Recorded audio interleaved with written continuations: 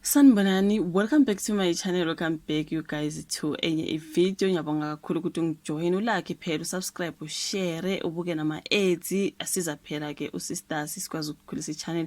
Ngiyabonga kakhulu you guys. Ke lapha na kulodaba lwalabo abafana ke lapha abaseswatini abasola ke ngokubulawa ka aka no Tips Motswane you guys. Abakade beloku beseswatini you guys kwathi abathi abafuni ukuza ngapha, abathandi ukuza ngapha you guys. Either abathandi bayisaba konke nje kuhlangene into ekanjalo. So ke laphana behloko sizwe se-update ngodaba lwabo you guys kuthiwa ke izingenayo inkantolo eMantshi yakwaManzini eSwatini sinqume ukuthi izelamani zakwaNdimande uMalusi noSiyabonga kumele zibuyisele eNingizimu Afrika ukuyobhekana namacala ezisola kuwo okufaku kaMrepa ku aka nomngani wakho Tips abadujule eThekwini ngoFebruary nyakeni. Sasizwile udaba lwabo you guys ukuthi kusaloko kubusy bebusy ngepaperwork ukuthi kungenziwa kanjani ukuthi laba babili bathunyelwe ngapha eMzansi njengoba bebeloko beseswatini.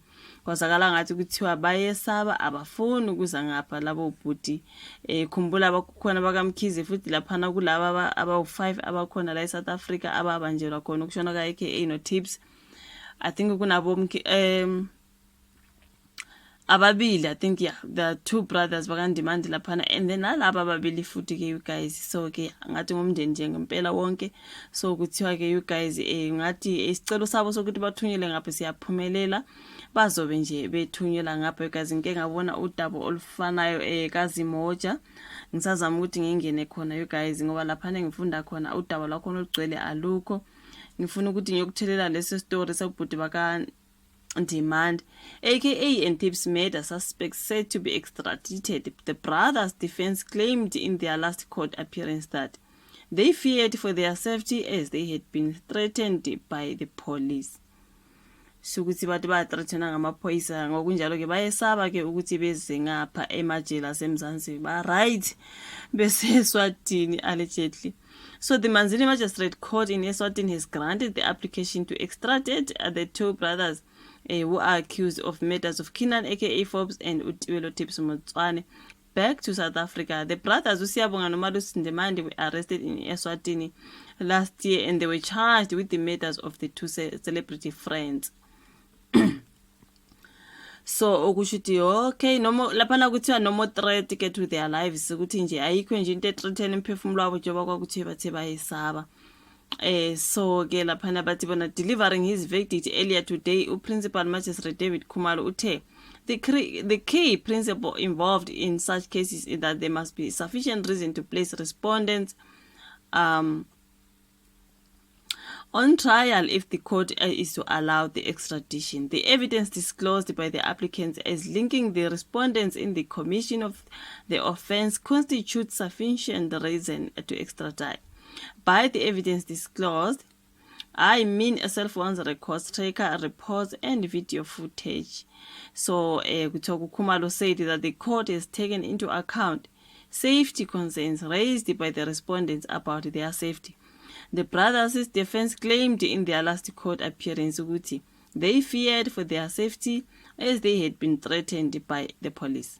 For that reason, they asked not to be extradited back to South Africa. However, Khumalo said it cannot be all members of SAPS, but individual officers who allegedly threatened them. So bakhona laba bathreatenisha, not wonke phela amaphoyisa. So the affidavit submitted to the court shows that these threats are not entrenched in the entire police institution. Now, one of the heads informed the court that he carried out investigations as soon as he heard that the court mentioned the threats, and a special unit was set up for purposes for this investigation. So ke aykezwakala ukuthi ngathi obhuti bazobuya you guys bazobuya. So the two brothers co-accused Lindo Thabani Mkhwanazi uLindani uzenzelwa Ndimande Siyanda Edimiyeza noMuzwethemba Havi Kwabeni Lindo Ndimande. They recently appeared nabo ke laphana ngase-Durban Magistrate Court where the magistrate Vincent Hlatshwayo allowed the state's plea to postpone the matter to the 29th of November to complete the ongoing investigations. So ke obhuti bakaNdimande kuzwakala ngathi bazogcina bebuyile you guys. Nanaba babathreatenisha ngiyacabanga sizwa futhi lapha namakho ukuthi it cannot be the whole police officers okay abakhona eMzansi ilawo ama-individuals mhlawumbe ababasabisa into ezikanjalo igazi, so ngeke bakwazi ukuthi basebenzele kube lokhu bethi siyesaba ukuya ngoba sa-threatenishwa, kube babe ba-threatenishwa yilaba ababili abathathu mhlawumbe. So ke ekugcineni bazogcina you guys bethunyeliwe-ke. So let us just wait and hear more from that part ukuthi kuzogcina kwenzekeni. Ekugcineni kezwakala ukuthi bazobuya bezohlangana nalaba abawu-5 abangapha. For me nje ngipeyinwa ukuthi umndeni wonke you guys on demand baningi kangaka. I think we've got 3 on the other side, we've got 2 ngale umndeni wonke ophelela hayi bafethu le ndaba le inzima. But anyways you guys, I will update you mangabe kukhona okuvelayo ngalabo bhuti ukuthi sebebuyile noma cha, noma ngabe uthatha amanyathelo bani for them to come, njengoba kuzwakala ngathi kuyathembisa ukuthi they will be finally extradited. Ngiyabonga kakhulu ukuthi ibuke le video, subscribe, like, ushare ke mtaka bawo, sizobonana futhi kwenye landelayo. Bye.